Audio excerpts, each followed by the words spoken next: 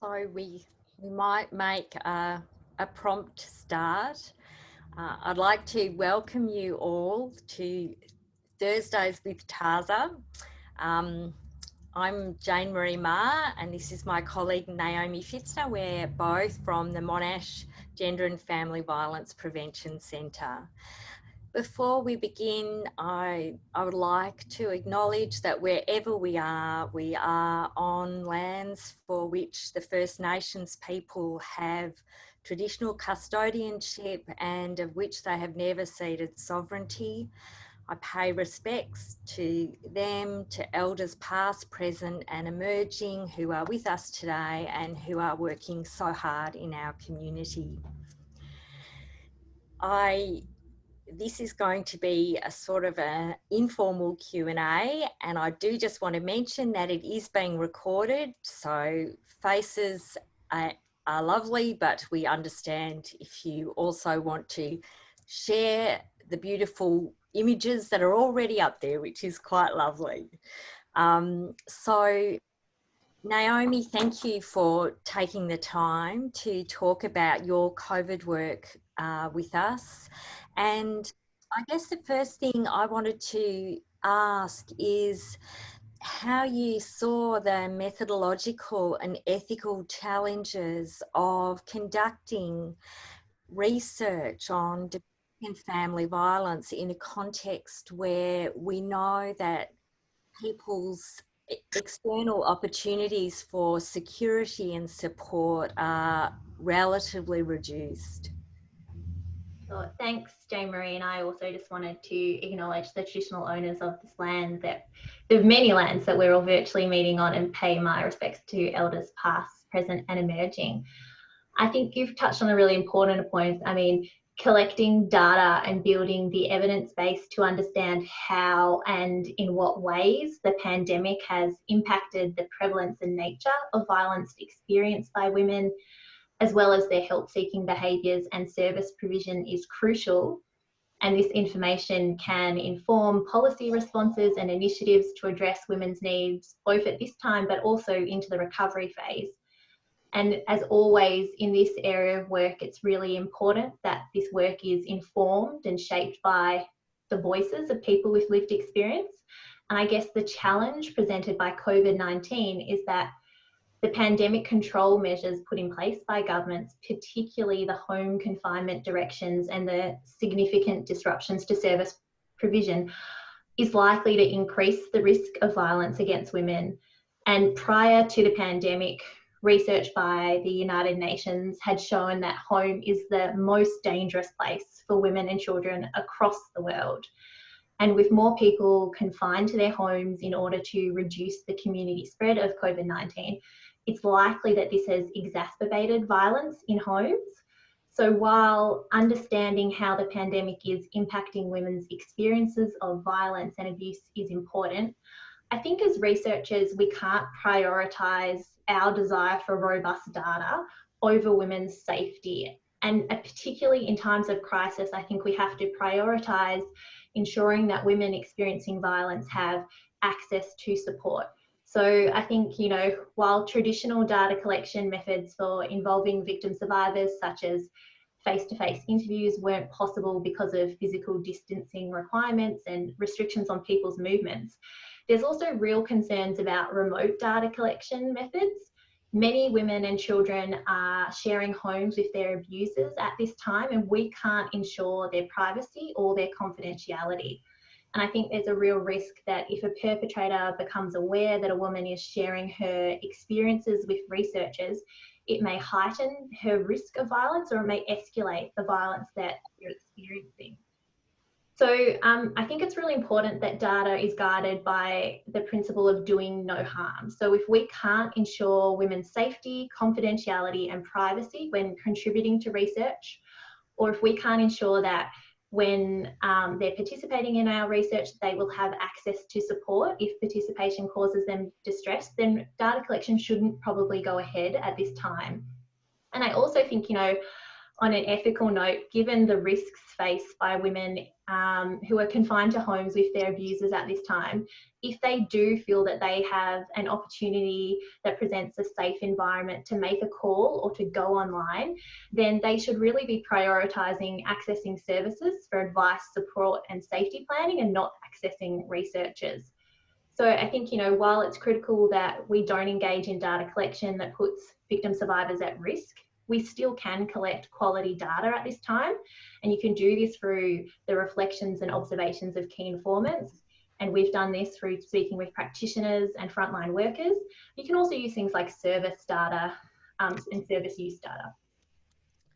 Thank you. That's an evocative outline of the complexity of the research practice that is always present when working with those who've experienced domestic and family violence, but as you say, changed in a whole range of ways by absence from service options and extended presence in the home space. So you did, however, find a way and have been finding ways to work around that and gather quite a lot of valuable data. And I wonder if you wanted to talk a little bit about what you see as the central findings from the work that you've done to date.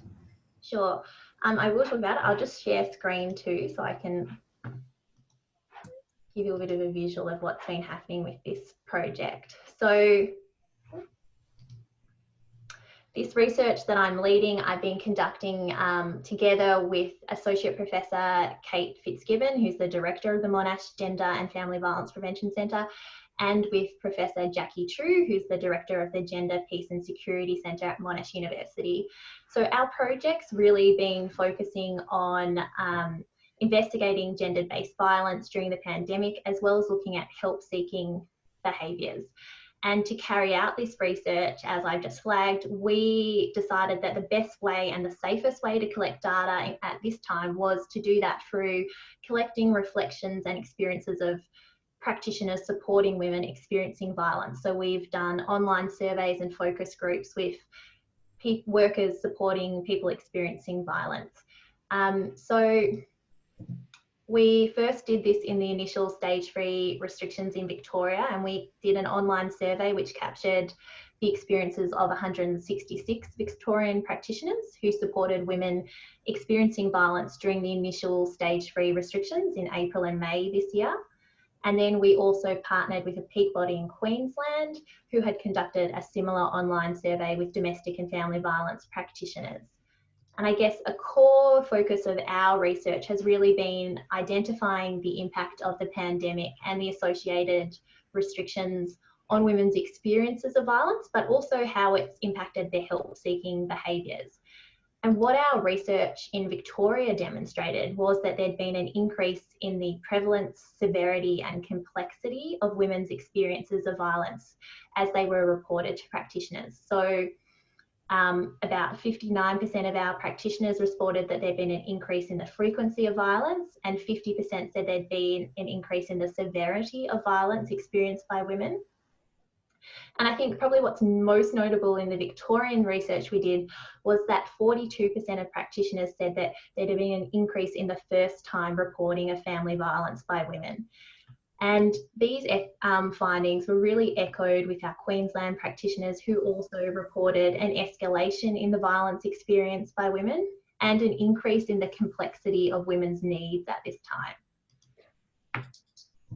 And I think sort of one of the critical findings that our research has really shown has the ways that perpetrators are using COVID-19 and the related restrictions to provide new opportunities for them to exert power and control over women. And sadly, this is often involving weaponizing children.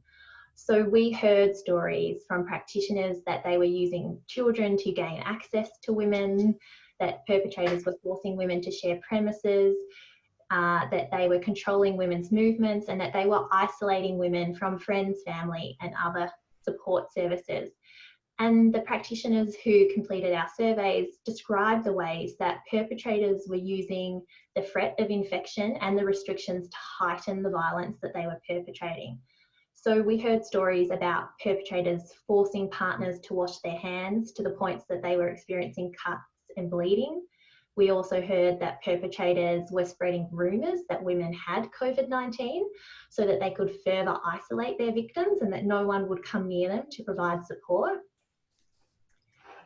I think the real positive that came out of our research, was that how quickly family violence practitioners and service providers have really responded to the challenges presented by the service disruptions relating from the COVID-19 restrictions, and how quickly they pivoted to remote service delivery. So many practitioners and agencies told us that they've moved to web and phone-based and message-based service delivery. We heard really great stories about practice innovation. We heard stories about agencies partnering with Sheba, which is a female-run rideshare company, to transport women and children who are escaping violent relationships to safe houses and to alternative accommodation. We also heard about practitioners developing alert systems with women so that they could signal when they needed help. We also heard about, and I think in terms of the signal system, this was really important because the practitioners were telling us that they often had a sense that the perpetrator was standing right next to the women in the home. So they needed to develop ways in which women could signal that they needed support without the practitioners, without the perpetrators becoming aware of that. And I think the other critical finding from our study has really been that the COVID-19 restrictions have made it incredibly challenging for women to seek help during this period. The stay-at-home directives have confined women to their homes with their abusers and really reduced their ability to seek help. So this reduced privacy in the home means that they don't have a safe environment to make a call and speak openly and honestly about their situations. And practitioners told us about clients, abruptly ending calls, quickly changing their topics, or telling them that they had to call them back later when it was safe for them to talk. And we found that these kind of changes in their ability to seek help were reflected in the service use data. So in the initial stage 3 restrictions in Victoria, the Victorian Family Violence Crisis Centre reported a 30% reduction in calls from women seeking help. And we've also seen more recently an increase in the call volumes to 1-800-RESPECT really late at night, so peaking around midnight. And what we suspect is this is often because women are calling when children are asleep, and likely also that their perpetrators are asleep as well. So I think what this data is really showing us, and what practitioners were telling us, was unfortunately the restrictions have really created significant challenges to seeking help, and that many women are prioritising survival over service engagement at this time.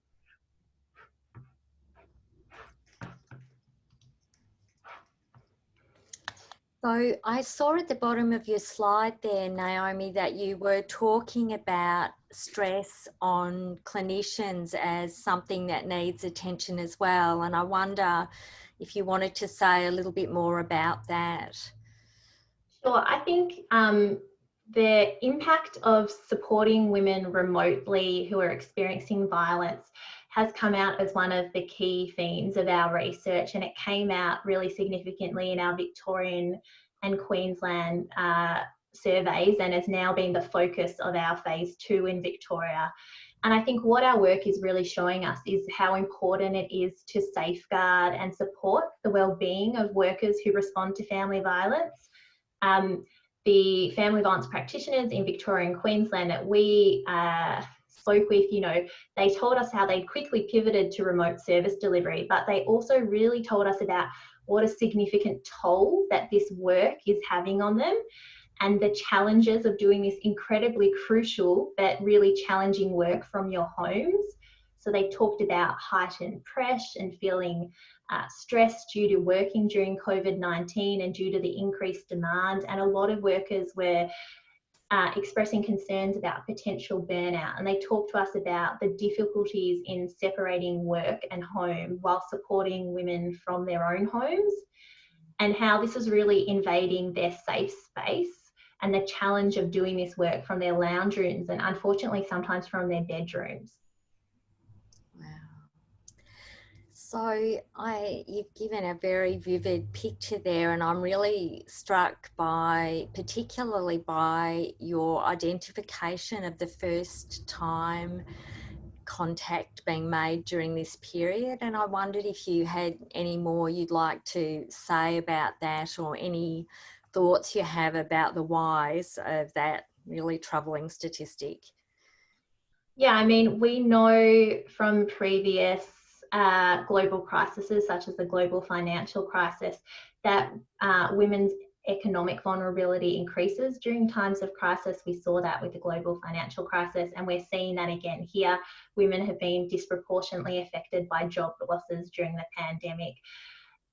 So, you know, I think things in terms of financial stresses, being confined to a home, and then the related sort of housing insecurity issues that come when you don't have income security mean that there are these multiple stresses, and then we've confined people into one house, which, you know, increases the likelihood that violence may occur.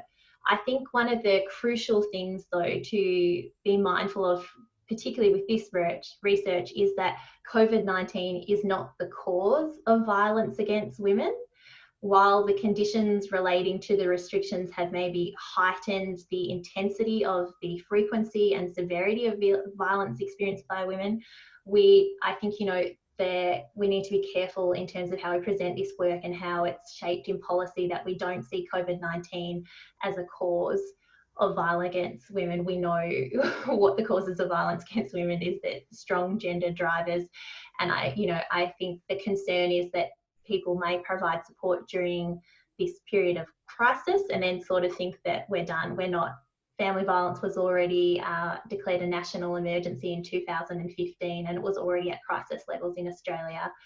I think the other thing to be mindful of too is that we know that there are really complex and nuanced reasons for why women do not formally report family violence.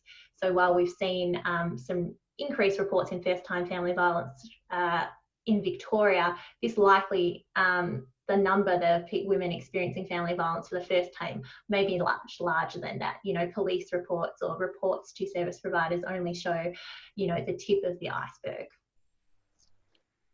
Thank you. I guess the final reflection I'd ask you to share with us is, you know, as you said, there's already been recognition that disaster poses particular challenge in terms of family violence, both in terms of prevalence and response. But I wonder, what do you think are the things that are really important about this experience in the Australian context that we will be able to take forward? And are there elements of this that you think will change the way that we think about family violence and family violence response going forward? Sure. I think the critical thing from our research in terms of shaping people's understanding of family violence response would be, as I've kind of flagged, that need to safeguard and support the well-being of workers responding to family violence. I think that the well-being of professionals in essential services has really been brought to fore in the pandemic. And as with health professionals, family violence workers are our first line of response to the shadow pandemic. And unfortunately, historically, there's been really little attention paid to the support needs of this workforce. And, you know, there's a general focus on self-care in social work training, but other than that, there's not been a strong focus on this. And I think, you know, our findings about burnout and stress among practitioners at this time are echoing a 2017 Victorian family violence workforce census that showed that, you know, nearly a third of specialist family violence practitioners were considering leaving their job because of burnout. So I think the increased demand on family violence services during the pandemic could lead to an exodus due to burnout. And, you know, we really need to retain these highly skilled and invaluable workers. So we need to think about how can we best support practitioners, not only moving forward in our response to the coronavirus, but how do we retain this really highly skilled workforce moving forward in Australia, where we already knew that family violence was at crisis levels before the pandemic. And then I think the other thing, you know, is probably not something new, but is heightening demands on calls to action from the government, is the data collected during the pandemic has continued to shine a spotlight on the shortage of safe housing options in Australia. So in Victoria and Queensland, practitioners identified that the lack of safe housing options was a key service gap at this time. And we know that family violence is the leading cause of homelessness for women and children in Australia. And pre-COVID-19, there was already a shortage of safe housing options for women and children fleeing family violence. And what we found from our work is that this shortage in safe housing has really been felt acutely at this time during the pandemic, particularly as many of those sort of alternative accommodations, so staying with extended family or friends, have not been possible because of the restrictions on movement and health concerns. And I think, bearing in mind that we know that previous research has already shown that home is the most dangerous place for women and children across the globe, our research has really clearly demonstrated why home is not a safe place for many women and children in Australia. And I think this really strengthens calls for governments to adequately resource and increase support for services to provide safe and sustainable housing, and sort of really brings home the fact that women shouldn't have to choose between their personal safety and their housing stability. Thank you. Thanks, Naomi, very much for outlining a rapid response form of research that you've undertaken. We have some time and space now for questions if people would like to ask. I'll also check the chat, but given we're a small and manageable number, it would be terrific if people were also willing to ask questions as well. I can see a question, Naomi, about the states where you collected the research.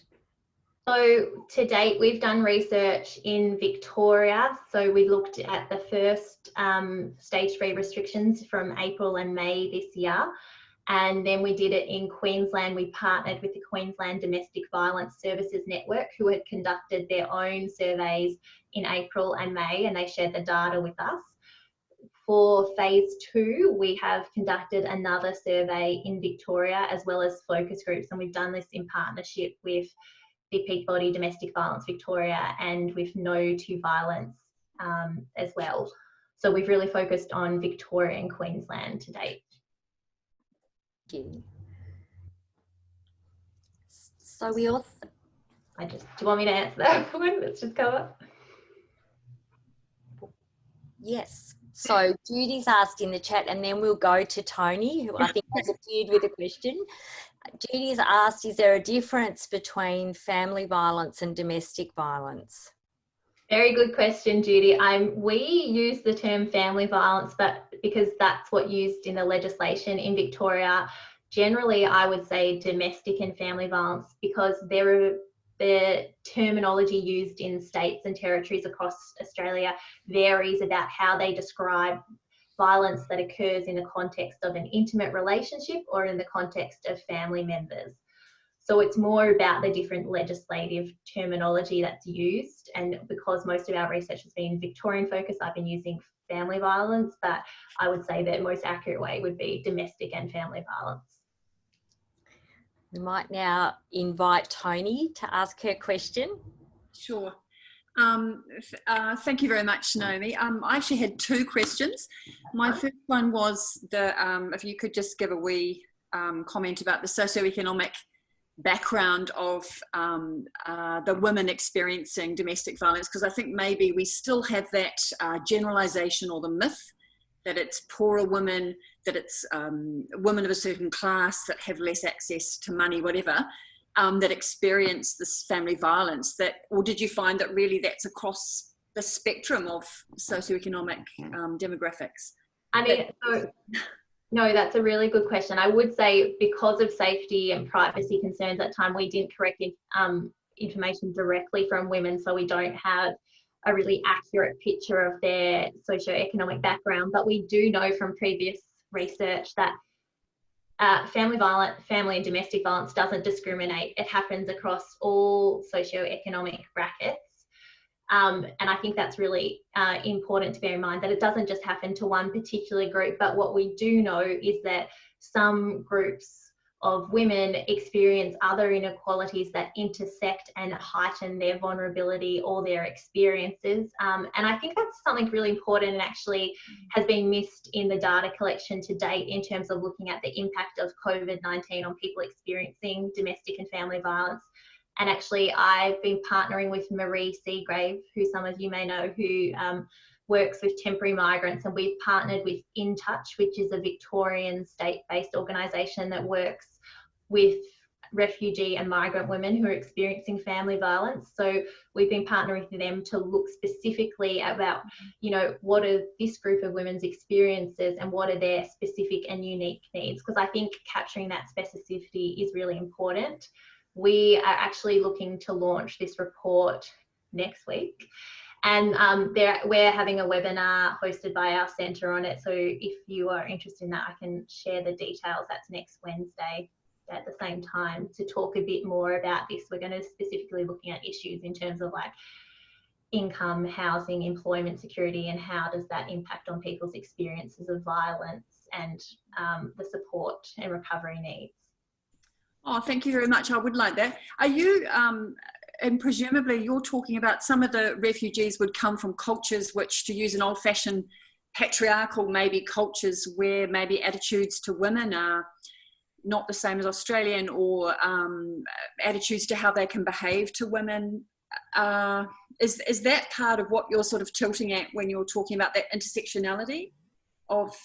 I think, but also more their own income, housing and employment insecurities that impact their ability to leave abusive relationships and to seek help, which was really the primary focus that I think we do know, and Marie is a much greater expert in this than I am, but we know, particularly for temporary migrants, that they don't always receive the education and information on Australian laws regarding what we constitute and define as domestic and family violence. So whilst some of the behaviours they might feel were acceptable in other jurisdictions, that it is actually against the law in Australia. And that's, you know, repeatedly been a key issue. I initially started my research career in family violence and family law. And, you know, over 10 years ago, we had reports talking about the lack of educational and communication initiatives about messaging to new arrivals about what constitutes domestic and family violence in Australia and what is and isn't acceptable behaviour. Can I ask, thank you very much, can I ask my second question? Sorry to hog up all the space. I just was really curious too that, you know, we talk about family violence or whatever, that spectrum of the different behaviours. I'm just really interested in that kind of pointy end of coercive control, because my understanding we haven't legislated for coercive control yet, have we? And it's a really slippery fish. The more reading I do about it, like some of those behaviours, I think some women would think were normal in a relationship. Like whether you have views about that, some of those behaviours of coercive control, that they would be hard potentially to legislate because of the normalisation of some of them. I'm just curious about your thoughts on that. I mean, this is a very hot topic at the moment, and I would say, and JaneMaree will be aware too, that our colleagues at Kate Fitzgibbon and Sandra Walkley, you know, are particular experts in this area. I would say that actually in Victoria, coercive and controlling behaviour is against the law, and it's all forms of coercive and controlling behaviour. So that includes things like financial abuse, so controlling a person's spending, controlling their access to money, which then limits their ability to seek help or seek independence. Because I think one of those things you've got to think about with family violence for particular groups, like we were just talking about for temporary migrants, is financial independence and housing stability really play a key role in their ability to leave an abusive relationship and for them to then seek help and move on from that abusive relationship. And also they're combined then with their uncertainty of their status in Australia as well. I think that's something to be mindful of. I think the challenge, you know, this, I'm aware that this is going to be, I think it's in a bill status in New South Wales at the moment.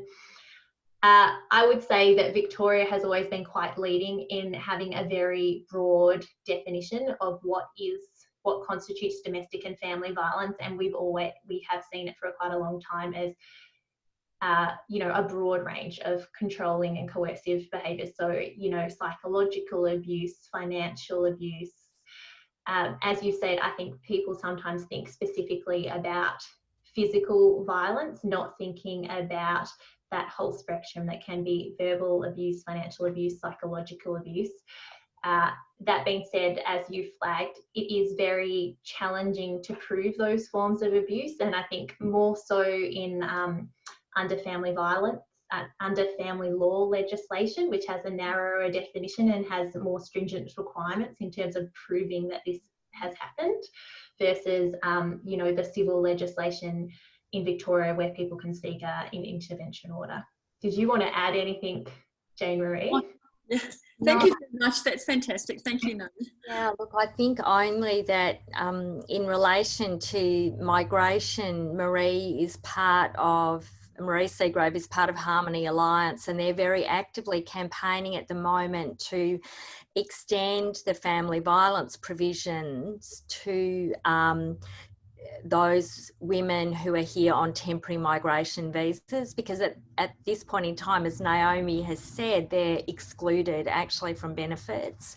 And so it really intensifies risk, but in a sense that's not to do with culture, that's to do with migration law creating the structure in which women are unable to seek safety. So, if you feel like joining the campaign, there's lots going around on Twitter, and as Naomi said, JaneMaree will be releasing a report next week that will give some illumination on how that's been playing out, particularly in terms of this pandemic. Oh, fantastic. Thank you. I'm a New Zealand citizen, so I'm very acutely aware of, the limitations of if you don't have full citizenry, then you are certainly locked out of some things. Thank you very much. Yes, we're not very generous in comparison to New Zealand. No. Enough said. We won't go there. Thank you. Thank you. Are there any other questions from the audience? I can see there's a question from Anne Naomi asking about how do sociological researchers use your research to create social change, have an impact on social change? I think that's a great question, and we actually had quite an extensive discussion. So Kate and Jackie and I, when we embarked on this research about, particularly during this pandemic, we knew that there was increased prevalence of violence during this time, and while we knew it was really important to capture what was the experiences of happening, that we didn't want research to be a burden, and that we wanted to be able to add to policy and practice in this area. And so that's really specifically why we approached peak bodies and we about partnering on this research with us, and it kind of developed in collaboration with them. So we asked them what were the gaps at this time, were their identified needs that we needed evidence on, and what were their advocacy priorities. So how could we work with them so that our research would inform their needs, that they would be able to use the findings to advocate their positions to government. And we've actually been quite successful in that. Lots of our research, we've had briefings with various levels of government and with the peak bodies, sort of building that really strong relationship and partnership. And also, I think one of the great things about this time is there's really been increased service collaboration. So while we've partnered with peak bodies, we've been able to really collectively gather policy and practice workers from across the state.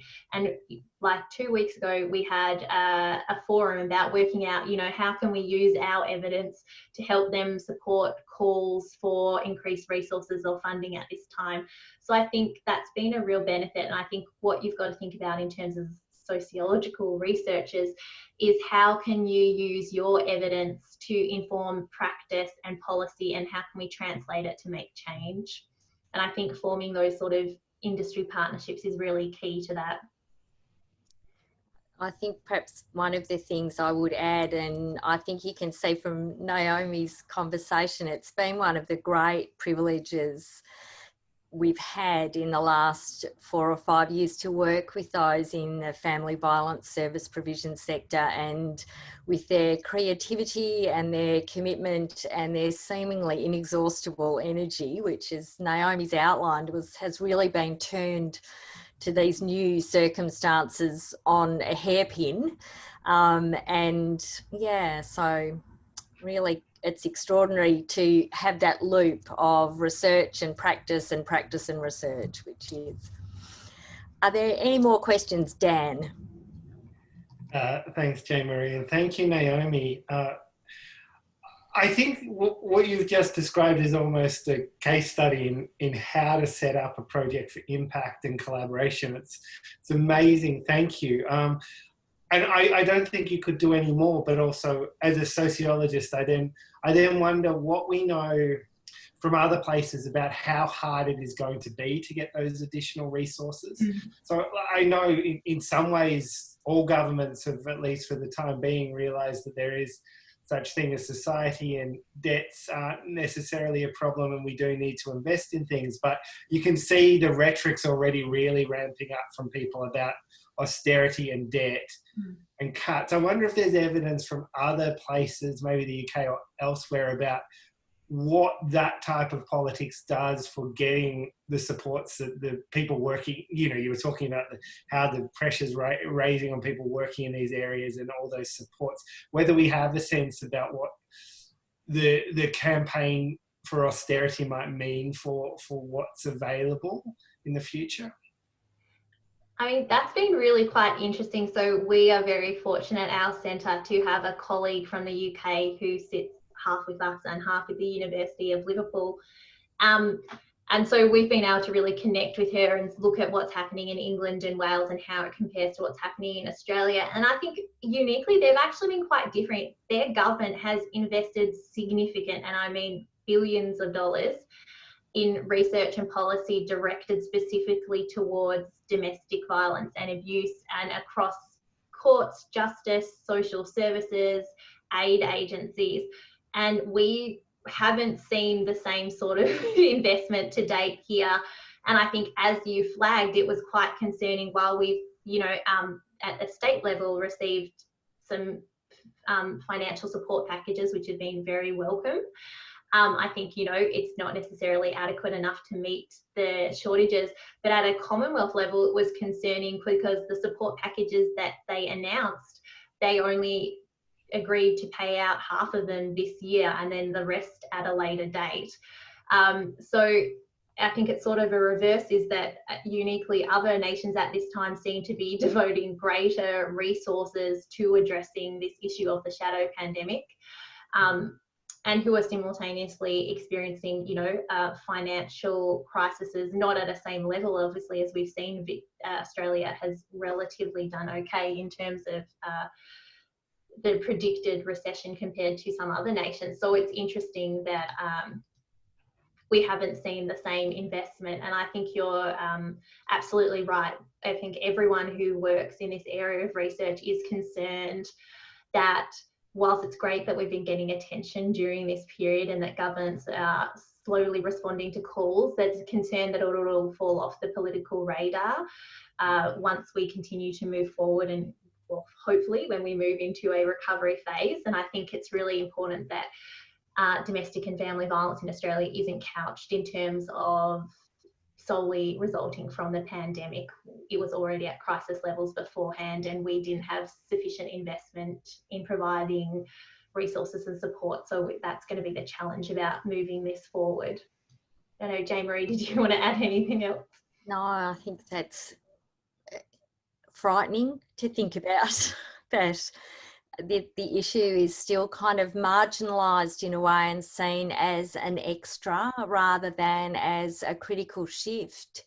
If we're to have a successful, inclusive and equitable society, we need to start thinking about prevention, both primary and secondary, as a key part of our expenditure. But I think, as Naomi said, the federal government does tend to devolve this to states, and then it gets caught up in a range of things. Particularly, I'm seeing in the chat that Judy's talking about domestic and family violence as a health issue, which it certainly is in terms of its experiences and in terms of its outcomes. And of course, that's federally funded. So, yeah.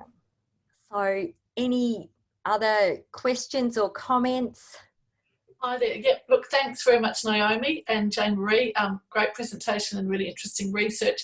Naomi, I'm particularly interested in the aspect of housing, and you mentioned stable housing, secure housing, and so I'm sort of wondering about where the research, if the research is going in that direction with, you know, homelessness initiatives, homelessness researchers. If you could just speak to that a little bit, that'd be great, because obviously it's super critical. Yeah, and as you said, it's really critical, and I think it's particularly come to fore with the work that Marie and I have been doing with In Touch. You know, when we first met with them, they were talking to us about how really the pandemic has just exacerbated inequalities, and because many of the temporary migrants weren't eligible for JobKeeper or JobSeeker, they essentially had no income and were either becoming homeless or on the verge of homelessness.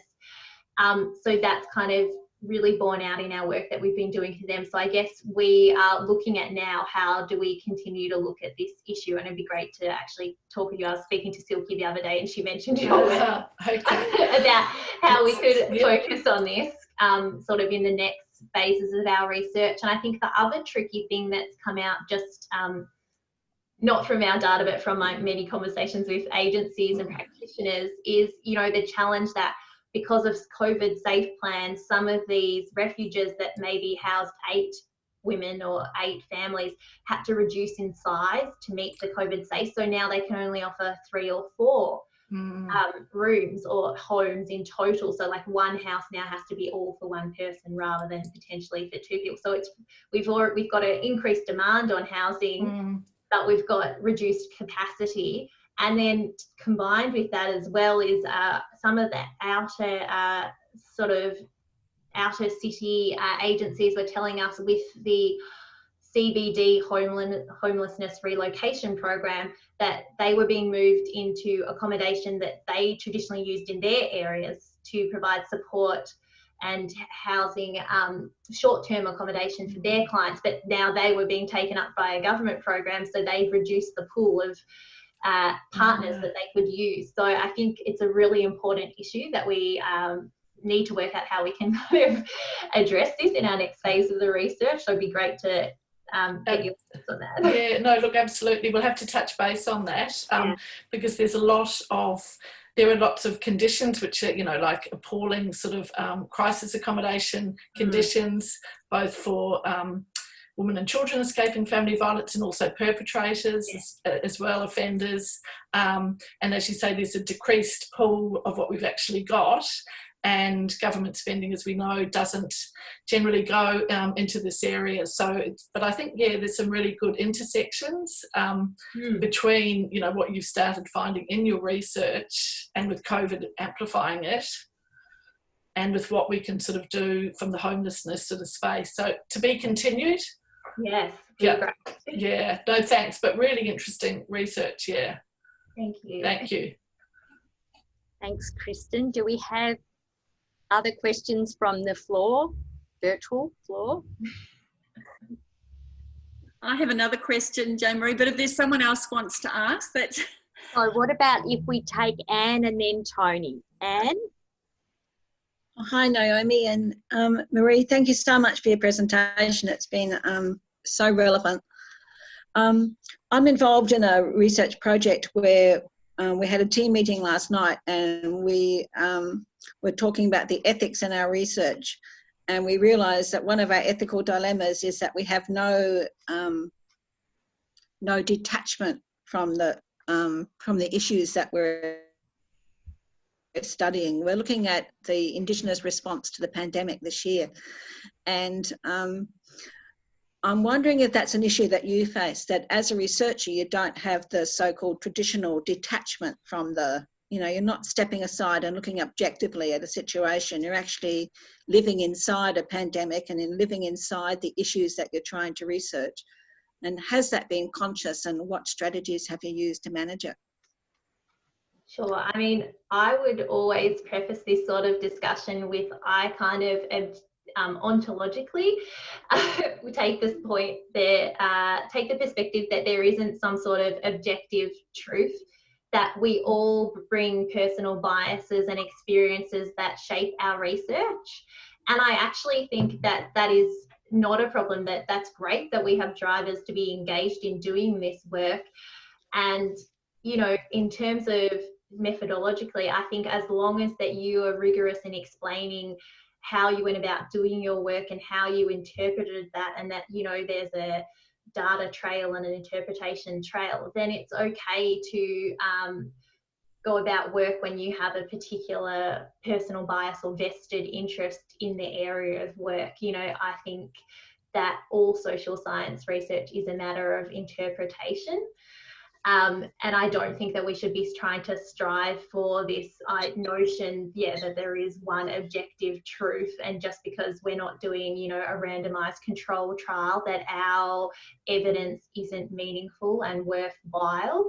And I think, you know, there has been increasing calls in the last few years about bringing greater rigor to kind of social science qualitative research. And we've seen that a lot, but that doesn't discount the value of it. So I think it's just been very rigorous in terms of explaining your method and your approach and what framework you use to interpret the data that you collect. I can see JaneMaree nodding. Do you want to add? No, just nodding.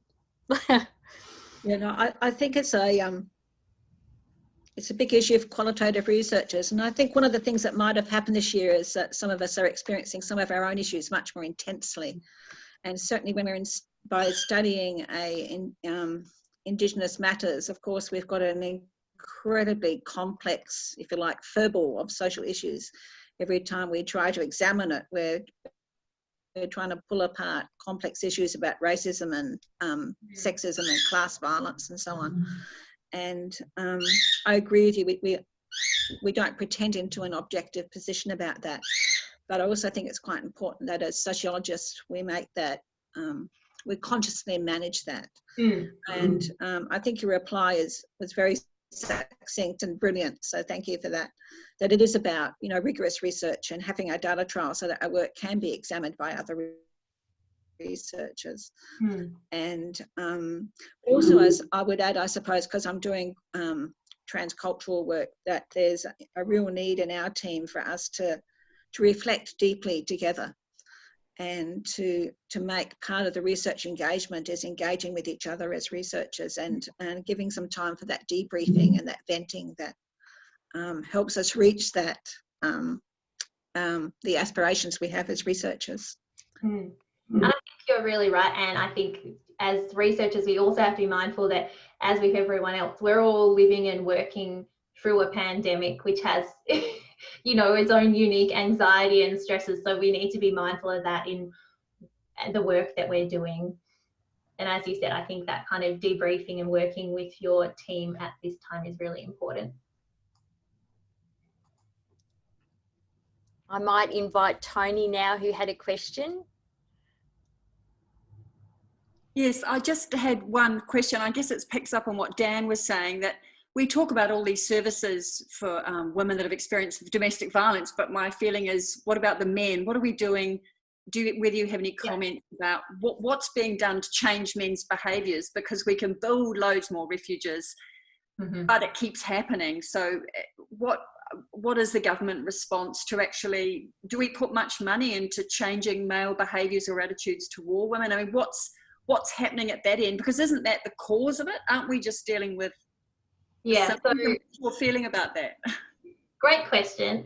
I think it's a really important issue, and actually my actual expertise is in engaging men in primary prevention. So how do we work with men to prevent violence from ever occurring in the first place?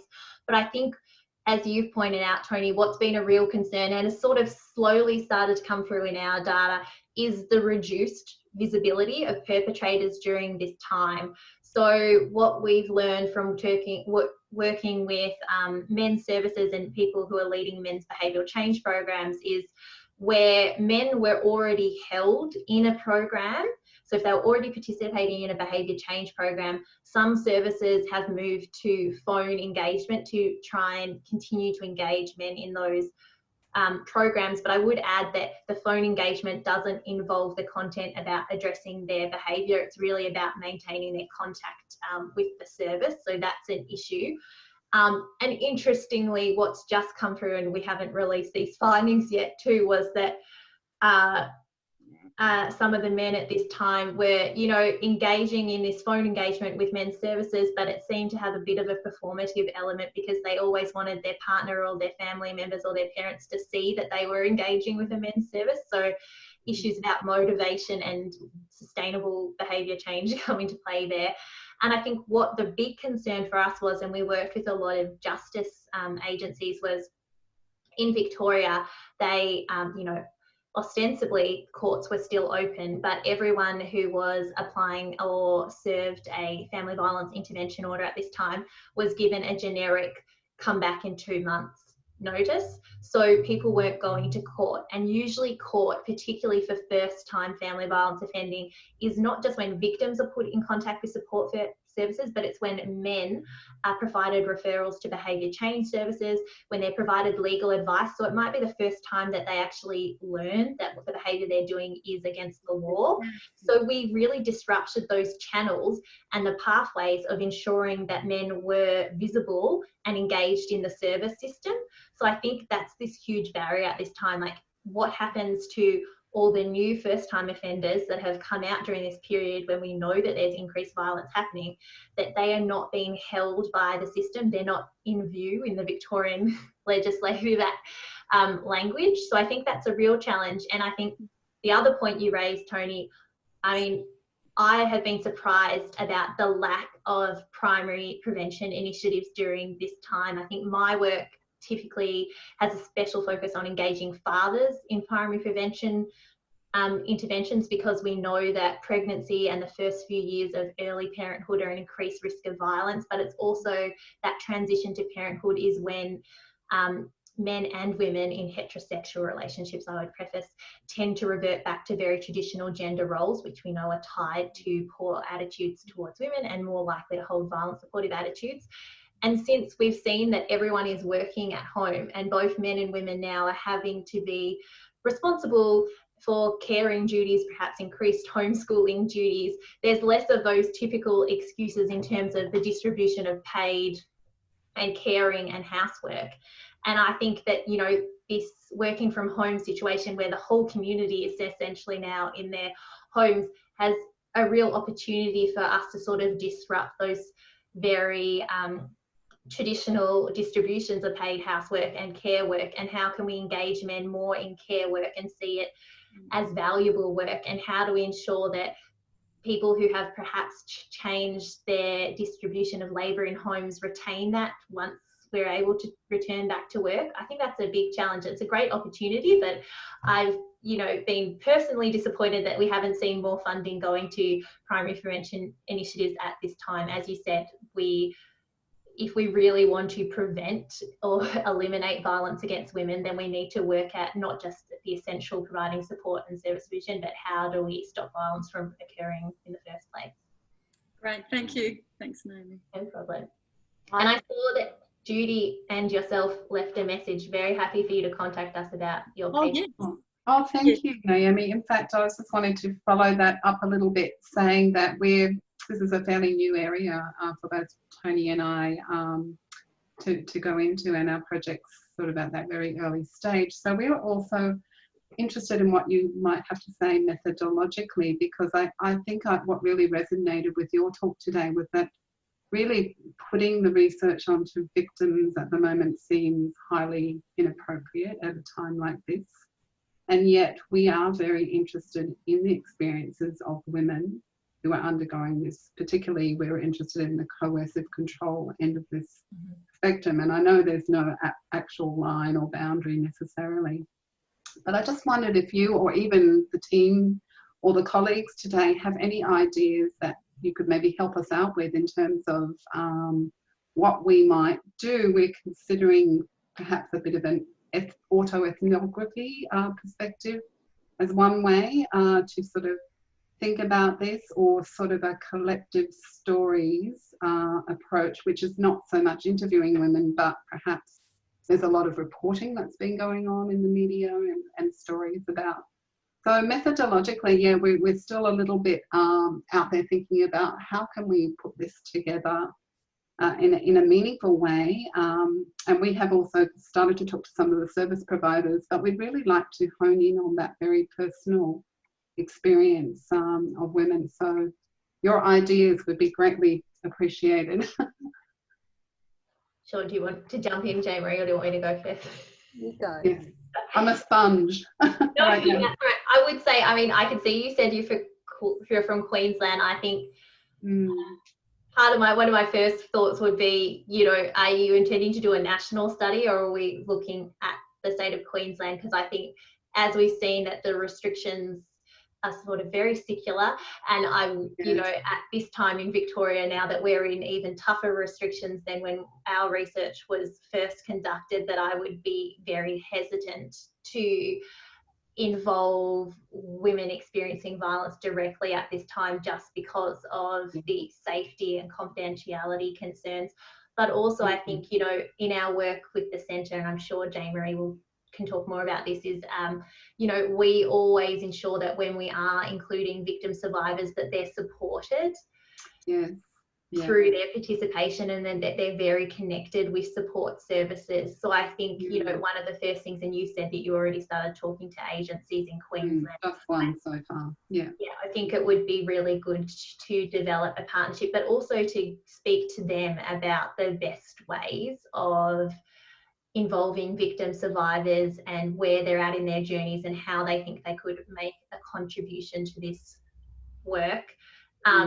Also, I think in terms of that media reporting, it's a really interesting area of work, and I know that there's someone from Melbourne University. I know her surname is Sutherland, but I can't remember her first name. Do you know, JaneMaree, which is terrible, who has done quite a bit on like analysing media reports of violence against women. So that might be useful in terms of your methodology and how you think about going with thank you very much. Yeah, we're still doing sort of the literature review, and this has been fantastic today, and starting to talk to some of the practitioners. So, you know, we do realise that down the track that we are going to have to sort of look at that methodological issue, but keeping in mind all the sensitivities at the moment and layers, as you and Anne and others have been talking about, that we're all embedded in and living and have to be considerate of.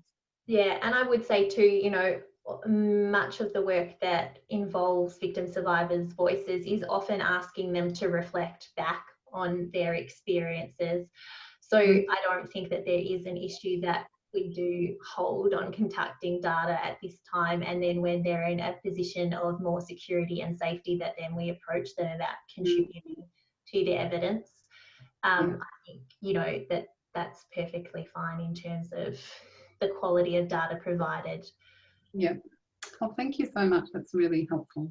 Appreciate that. JaneMaree, did you want to add anything? No, I think perhaps this is kind of a great moment to a great place to end, because really what we're talking about is the critical role that family violence services play in making change, in making social change, in supporting and engaging research, in being so clever in thinking structurally about how to support people, about how to pivot services, as Naomi said. So I'd like to thank Naomi for a really insightful and challenging presentation about where we are and what needs to happen. And I guess we'll keep watching the workspace, and perhaps just finish with a shout out for all of those who are at the front lines and all the work that they do every day. And thank you from the Monash team to TASA for having us.